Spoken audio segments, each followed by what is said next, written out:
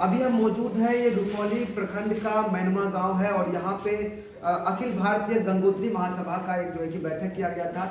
उस पर क्या कुछ बातचीत हुआ, हमारे साथ बातचीत करने के लिए पूर्व मंत्री एवं पूर्व विधायक हैं रुपौली से बीमा भारती जी, उनसे हम बातचीत करने का प्रयास करते हैं आखिर क्या कुछ था। सबसे पहले हम स्वागत है आपका। चलिए आपको आज जो यहाँ पे जो मैनमा में रखा गया था अखिल भारतीय गंगोत्री महासभा का जो आयोजन किया गया, क्या वजह रहा? गंगोत्री महासभा जो आज मैनमा में रखा गया था और बैठक जो हमारे उमेश बाबू हैं उसके दरवाजा पर रखा गया था मैनमा गाँव में।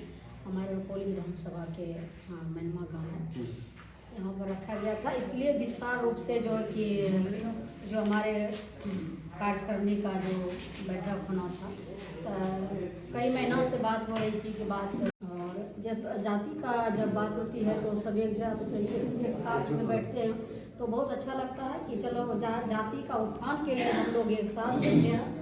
आज जो सबसे पहला होता है कि जाति का कैसे उत्थान हो, हमारे गंगोता जाति का जिस तरह से भागलपुर में भी टाउन हॉल में सम्मान समारोह रखा गया, वहाँ भी हजारों की संख्या में लोग आए सभी।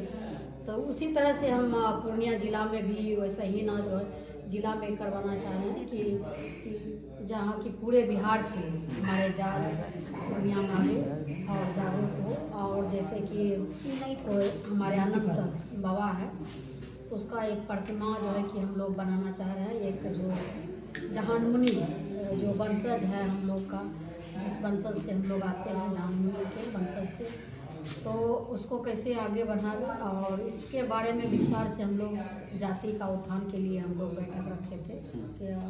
राजनीति से हट के हम लोग सभी दल में, अलग अलग दल में हैं, लेकिन जहाँ भी गंगोता जाति का बैठक होता है तो उसमें सभी दल भुला करके सब लोग एक साथ बैठते हैं, एकजुट होते हैं, जाति के प्रति बात करते हैं कैसे उत्थान है। हमने देखा कि तमाम जो है कि राजनीतिक पार्टी से जो नेता थे, लीडर थे, मंत्री थे, विधायक थे, सभी लोग यहाँ पे थे। और इसका मुख्य मकसद क्या था कि आखिर जो ये महासभा किया गया, इससे पूर्व में भी आपने कहा कि भागलपुर में किया गया था और यहाँ पे भी किया गया, आयोजन जो कैसा देखने को मिलता है, मुख्य वजह क्या था? देखिए, तो पहली बात है कि हमारा जो जात है जो संख्या में है आपको देखने के लिए मिलेगा। भागलपुर, मुंगेर हो गया, खगड़िया, मधेपुरा, पूर्णिया, तो बहुत कम मैंने, और सब जिला में उतना कम संख्या में है। तो हम लोग जब पहली बार विधानसभा जब जीत के गए थे तो सभी पूछते थे कि आप कौन जाति से आते हैं, तो हम बोले गंगोता जाति से है। तो लोग नहीं समझ पा रहे थे कौन जात होता है गंगोता। सब लोग अनेकों जात का नाम बोलते थे, उस जाति से आप बिलोंग करते हैं, तो बोले नहीं, गंगोता जाति से बिलोंग करते हैं। तो हम लोग जाति को जागरूक करने का काम कर रहे हैं कि ताकि लोग जाने कि हमारा संख्या इतना है। सरकार तक की बात हम लोग पहुंचाने का काम कर रहे हैं कि हम लोग गंगोता जाति का संख्या जो है इतना है।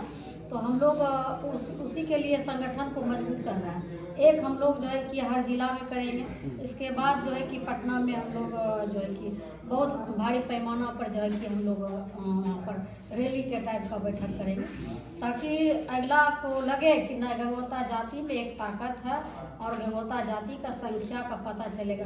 जैसे लोग और जाति जो है कि सब लोग सभा करते हैं पटना में, मिरल स्कूल में जाकर के अपना शक्ति प्रदर्शन करते हैं, उसी तरह से हम लोग भी शक्ति अपना प्रदर्शन करेंगे कि हमारा जात का इतना संख्या है। सरकार को नज़र में जो है कि देने का काम करेंगे कि ताकि हम लोग का राजनीति में चाहे भागीदारी हो, चाहे नौकरी में हो, बाल बच्चा को हो, उसमें जो है उसको बढ़ चढ़ के हिस्सा मिले।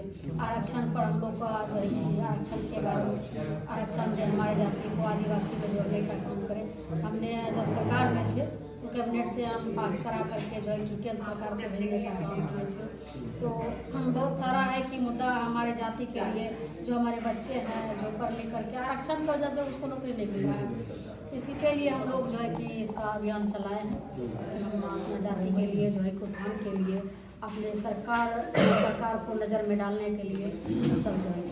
गंगोत्री जाति के जितने भी मुख्य लोग थे वो सभी यहाँ पे थे।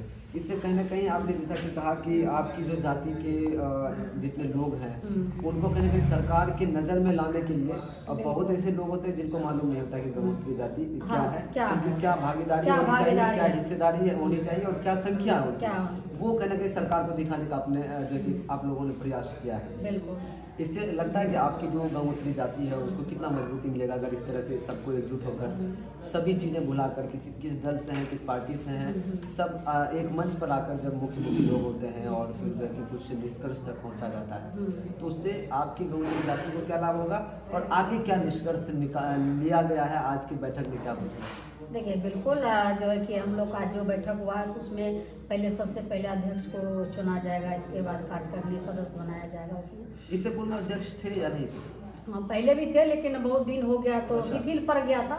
कुछ डेट कर गए, कुछ सदस्य उसमें से 4 आदमी जो है कि जो मुख्य आदमी थे वो नहीं रहे, उस समय से एक्टिव नहीं थे। एक्टिव नहीं थे, लेकिन हम लोग अब एक्टिव इसको कर रहे हैं कि ताकि हिस्सेदारी जो है हम लोग को जो नहीं मिलता है वो मिले सरकार में। कोई भी दल का लोग जो है कि गंगोता जाति को चाहे राजनीति में भागीदारी उतना नहीं मिल पा रहा है, तो इससे होगा कि हम लोग का भागीदारी भी ज़्यादा मिलेगा, हमारे बच्चियों का जो है कि आरक्षण के माध्यम से नौकरी भी मिलेंगे सबको। इसके लिए हम लोग जागरूक कर रहे हैं, क्योंकि जाति का संख्या जो नेता को पता नहीं चलता है, जो अगला है, उसके चलते हम लोग जो पीछे रह जाते हैं।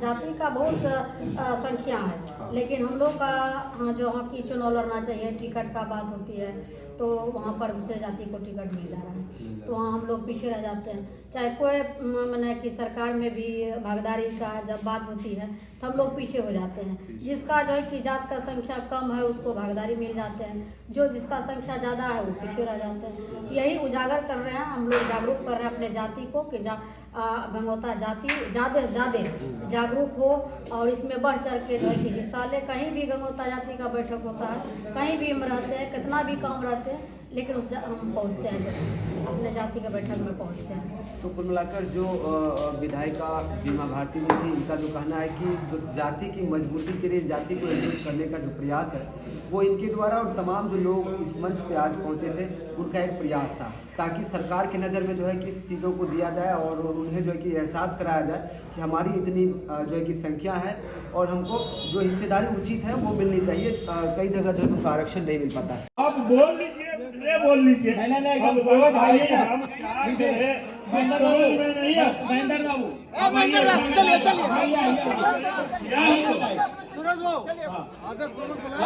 तो बोलने का तो आदत भी नहीं है। अरे भाई हम तो बोले ना आइए। यह कार्यकारिणी की बैठक है कि नाटक है पता नहीं।